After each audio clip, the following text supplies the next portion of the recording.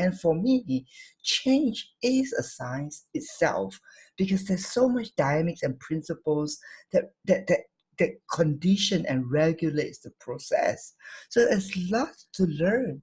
And what I fundamentally believe is that we all know that everybody desire change and everybody likes change to a great extent because of what change brings to them. And what people look at is at the behavior level, what can be replaced or what can be added on. And that is how they see change. Well, I wouldn't argue with them that that is not right, but I would say that that is incomplete. Well, behavior change is what we can see, but what we need to create is not just behavior change. We want a behavior change that has a quality that is sustainable. No point to replace something or to add something that will only last as long as the stimulus exists. The change initiative needs to be able to transcend the fact that the situation and the time. So what I believe in is that the sustainable change that we all desire to give to our clients is a function of transformation. So here I'm literally splitting the hair very, very closely because I see that there is a difference between change and transformation. Because transformation is not the same as change. Most of us see change as replacing or adding, while transformation is the reconfiguration of the core engine. Now, that's where things get very exciting.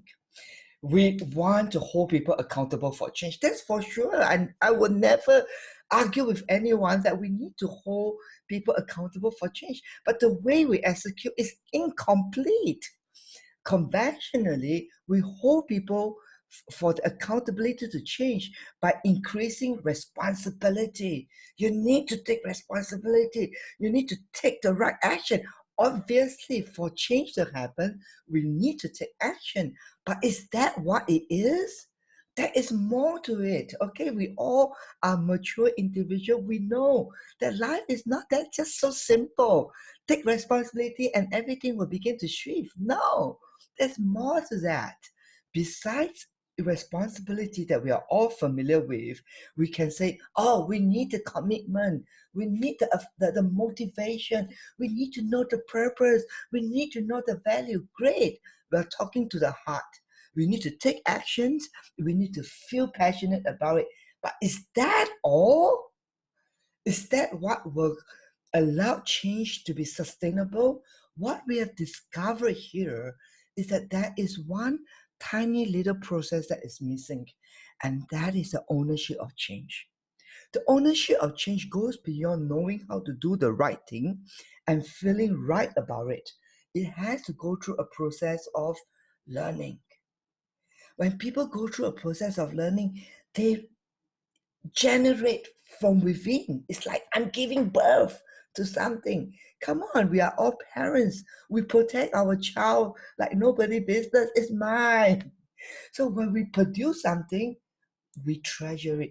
And that's where we can rise up the bar of creating a higher quality of sustainability, where we can incorporate these three elements: right actions, right feeling, which is what the conventional coaching has offered to our coaches transactionally, to support them in taking the right action and feel right about it. What CMA offers here is the learning process, how we can allow them to generate their own change process in terms of how they learned and think about it. Now, here, the fundamental principle of this whole process lies on these basic principles. That is helping people to become aware of our own story and how we're living it. It's about perceptions.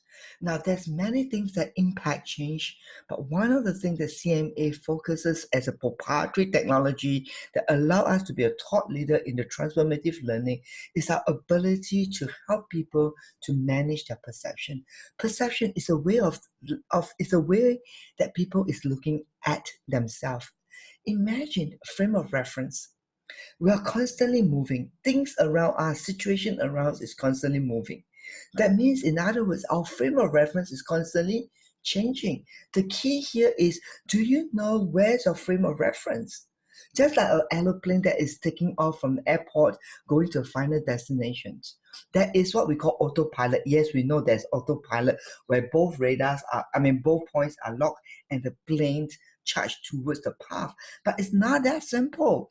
Even though the both end is locked, as the plane take off, the plane is constantly sending signal to the final destination and bounce back so that they know exactly where they are at this moment, even though the pathway is charged. This allows the plane to make sure that they are constantly attuned. That means they are constantly calibrated to make sure the path doesn't go off. That's what we need. We live our own story. We have our own story. And the point is we don't pay attention to our perceptions. And we lo and behold, our perceptions is the one that mess out everything. And if we can help our clients to be able to see themselves as a witness, that means do they looking at themselves and how they actually